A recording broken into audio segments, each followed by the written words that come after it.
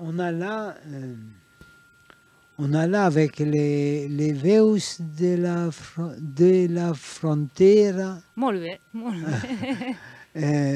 on a quelque chose, on a un produit, une production d'un Valencien que tu as invité plusieurs fois ici, qui est venu pour le colloque sur l'étranger en particulier, et qui est un auteur et qui travaille avec une troupe de théâtre, mais aussi avec des musiciens. Et ils ont produit ce spectacle auquel tu as assisté il y a très peu de temps, je crois, à Valence. Hein. Tu nous as fait pâlir de jalousie. Et il y a un projet là-dessus?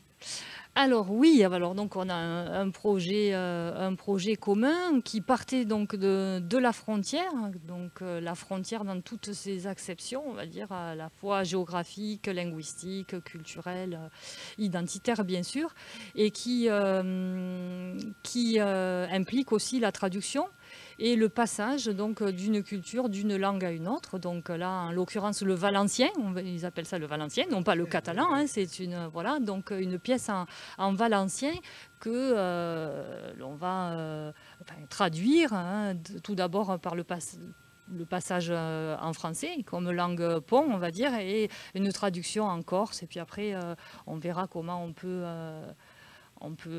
si on peut mettre en scène cette pièce. Oui, parce qu'il s'agit d'une pièce qui est portée par le chant. Voilà. Hein? Une cantate en quelque sorte. Oui. On peut peut-être élargir la notion de cantate à l'ensemble de la pièce.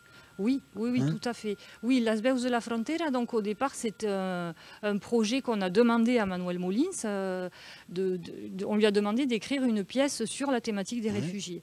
Et puis... Pardon, sur cette thématique des réfugiés,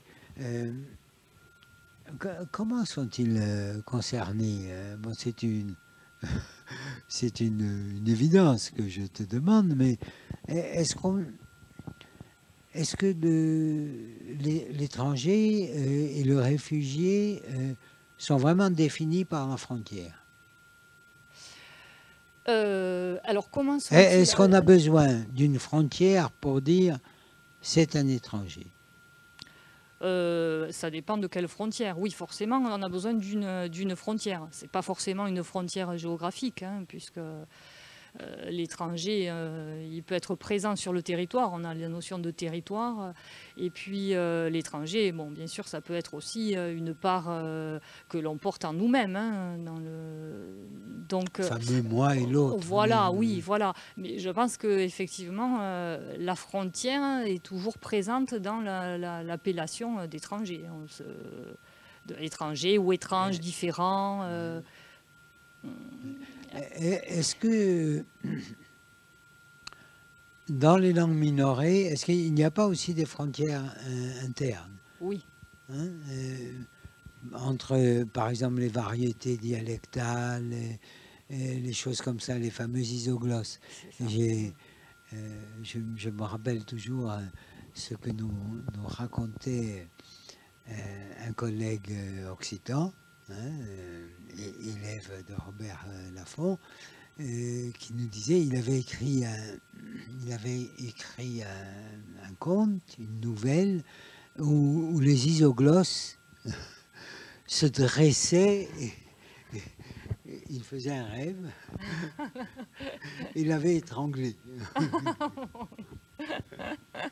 Bon, ça c'est un peu méchant pour les dialectologues, mais enfin... Oui. Ah oui, c'est sûr.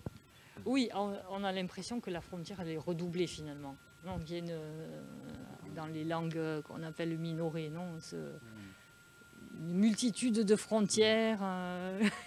Oui, nous les Corses, nous avons royalement dominé cette difficulté en parlant de langue polynomique. Oui, voilà. Oui. Oui, mais enfin, il faut la mettre en œuvre, c'est sûr. Quand même. Ouais, c'est sûr. C'est pas facile. C'est sûr. Polynomique, polyphonie. Oui, c'est compliqué. Revenons à la pièce. qui est en préparation. Enfin, d'abord, celle que tu as vue, qui t'a ravi. Alors oui, tu peux nous en parler, tu peux donc, nous celle dire que quel j'ai est le vue, sujet. on va dire, c'est une version réduite de la pièce originale, puisque c'est donc la cantate qui a été mise en scène et chantée par l'Orphéon de Valence, donc un chœur une centaine de personnes quand même.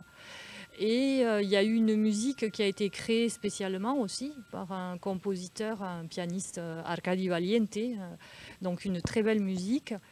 Et voilà, c'est ça, oui, le bien nommé. Et donc tout le texte n'apparaît pas dans la représentation. Ça aurait été trop long, trop compliqué. Alors, ce qui est intéressant, alors la pièce, elle se construit, ou la cantate se construit par des parties à la fois parlées, on va dire, par des acteurs, et puis des passages qui sont chantés, et ensuite le chant du chœur, donc, notamment dans le chant final. Alors bien sûr, on a toutes ces voix, c'est fragmenté un peu, on va dire, à la Brecht, parce que sous forme de tableaux, hein, ça reprend un peu les tableaux brechtiens. Et puis ce mélange de chants et de voix et d'individus et de chœurs, c'est fascinant. On a la figure du témoin aussi, parce que finalement c'est un témoignage. Et on a le témoin qui est un personnage qui lui parle, hein, bien sûr, qui raconte et qui se fait qui porte ses voix. Et ce témoin, on le relie aussi à la frontière, parce que finalement, quand on est témoin, c'est qu'on on a une position d'extériorité par rapport à quelque chose. Et la position d'extériorité, on la retrouve aussi dans la posture de l'exilé, hein, exilé, ou qui peut être aussi exil intérieur. Et peut-être qu'à partir de cette posture d'extériorité, hein, de témoin, on peut être aussi le témoin de soi-même, on peut arriver à la vérité, ou s'approcher d'une sorte de vérité. Mais je m'éloigne peut-être de... Non, pas du tout. Tu nous donnes à la fois la frontière de la pièce, les limites de la pièce, mais aussi son extension possible. Et finalement, quand on lit le texte et qu'on approche un thème comme celui-là, on se rend compte qu'on peut y travailler, hein, de manière linguistique, pédagogique, philosophique, mais aussi on peut y travailler de manière théâtrale en utilisant des aspects. Enfin, c'est très polysémique. Oui.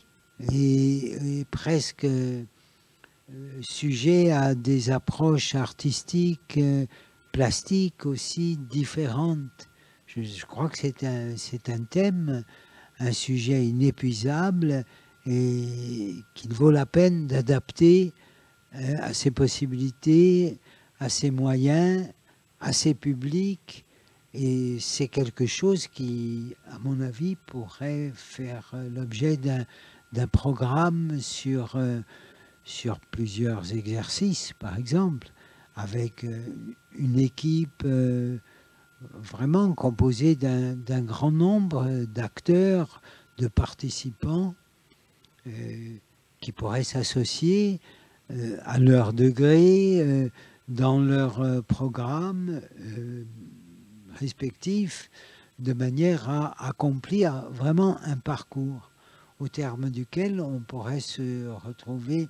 Bien sûr, on n'aurait pas aboli les frontières, bien sûr, on n'aurait pas renié l'étranger ou l'étrangeté, mais enfin, on aurait pu parler de ces questions-là de manière beaucoup plus concrète et beaucoup plus persuasive, parce que passant par les langages artistiques et culturels qui sont des formes, me semble-t-il, de la pédagogie. Ah oui, oui, tout à fait. Oui, et puis oui, unir les voix, les différentes voix, donc dans aussi, toutes voilà, aussi. les acceptions. Donc voix individuelle, on passe de l'individuel au collectif avec le chœur. Donc on peut lutter contre le disjoint ou la fragmentation. Le chœur rassemble ses voix. Et puis les langues, effectivement. Les différentes langues. Et puis on a le corps. Oui, c'est vrai que c'est très riche. Eh bien, il nous restera donc à obéir à tes suggestions, hein, dans les mois à venir. Hein. Nous essaierons de franchir la frontière des difficultés Oui, on va y arriver. pour apporter quelques éléments qui, je suis sûr, vont satisfaire chacun d'entre nous, en tout cas, et peut-être aussi nos publics, enfin les publics que nous pourrons amener jusqu'à cette étude. Hein. Mais pour cela, il faut les passionner. Mais le sujet est passionnant. Oui. Le sujet et les références qui sont indiquées sont passionnantes. Donc voilà. Je croyais en te demandant de venir ce matin que nous allions mettre un point final. Eh bien, pas du tout. Hein. Il va falloir que tu te libères. Une ouverture. Il va falloir que tu te libères à nouveau, hein, que tu oublies un peu tes soucis du programme quotidien.